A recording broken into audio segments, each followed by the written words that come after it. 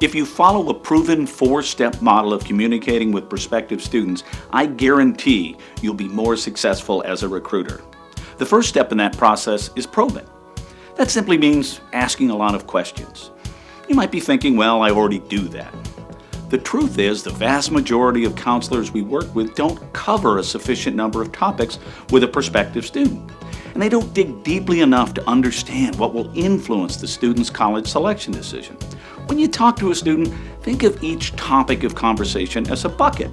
And your job is to fill that bucket by asking enough questions to exhaust the topic and understand how influential that topic will be in their college selection.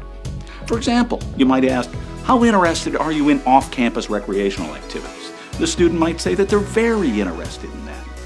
What you've done is open a bucket, and you need to ask as many questions as you can to understand what they like and want about that. You also need to find out how important it will be in their selection of a college. Some buckets of conversation are opened and closed quickly. For example, if you ask about the influence of parents in selecting a college, and they say that their parents are leaving the decision completely up to them, in that case, you can close that parent bucket and move on. The most accomplished counselors open and fill many buckets of conversation. They can talk for a student for an hour and do nothing but open and fill buckets. But when the probing part of the conversation is over, the counselor has a thorough understanding of the human being that they're talking to.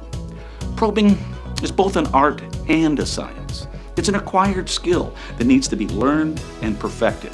But when you get good at it, you'll know how to uncover the key things that will motivate a particular student to select your college over all others.